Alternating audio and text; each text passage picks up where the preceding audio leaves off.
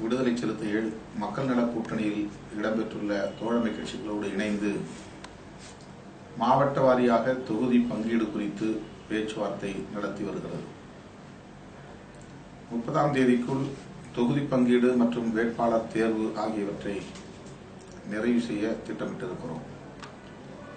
1ஆம் தேதியிலிருந்து 3ஆம் தேதிக்குள் தமிழகம் முழுவதும் வேட்புமனு தாக்கல் செய்ய திட்டமிட்டிருக்கிறோம்.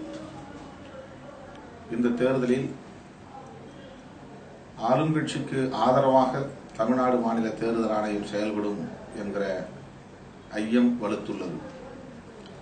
தேர்தலுக்கான அறிவிப்பாணை வெளியிடப்பட்ட முறையே ஆளுங்கட்சிக்கு ஒரு சாதகமான அணுகுமுறையாக தெரிகிறது.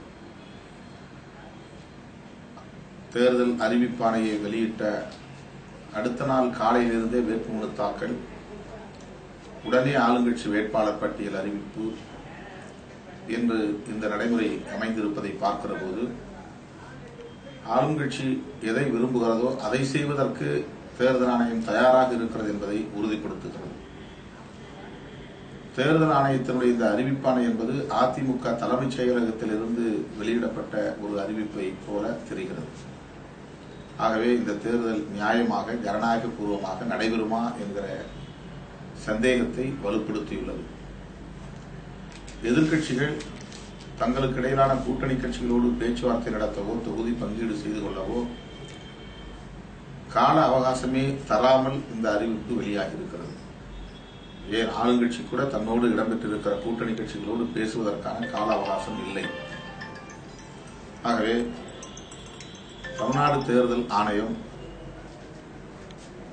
ஜனநாயக முறைப்படி தேர்தலை நடத்த முன்வர வேண்டும்.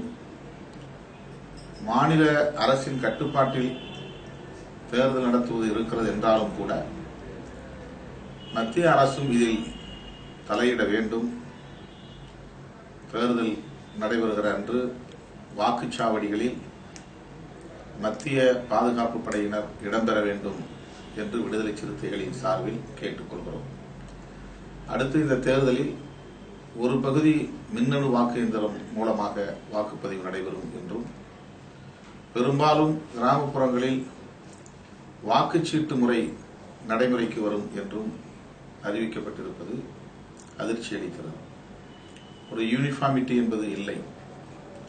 ஒன்று முழுக்க மின்னணு வாக்கு இயந்திர வாக்குப்பதிவு முறை இருக்க வேண்டும், அல்லது முழுக்க வாக்குச்சீட்டு பதிவு முறை இருக்க வேண்டும். இது எந்த உள்நோக்கத்தோடு அறிமுகப்படுத்தப்படுகிறது என்று விளங்கவில்லை. ஒரே நாளில் தேர்தலை நடத்துவது என்பது ஓரளவுக்கு விதிமுறை மீறல்களை கட்டுப்படுத்த இயலும். தமிழகம் முழுவதும் அந்தந்த தொகுதிகளில் அவரவர் தங்களுடைய தேர்தல் பணிகளை செய்ய வாய்ப்பு இருக்கிறது.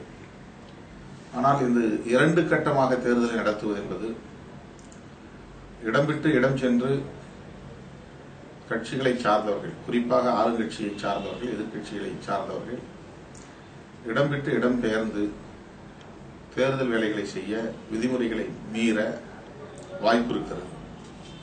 எனவே இந்த தேர்தலை 2 கட்டமாக நடத்துவது என்பதும் ஏதோ ஒரு உள்நோக்கத்தோடு எடுக்கப்பட்ட முடிவாகத்தான் தெரிகிறது. துணைத் தலைவர் பதவிகளில் இடஒதுக்கீடு இல்லை. மக்கள் தொகை அடிப்படையில் இடஒதுக்கீடு இல்லை.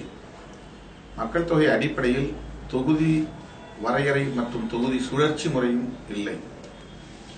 10 ஆண்டுகளுக்கு ஒரு முறை தொகுதி சுழற்சி முறை நடைமுறைக்கு கொண்டு வரப்பட வேண்டும்.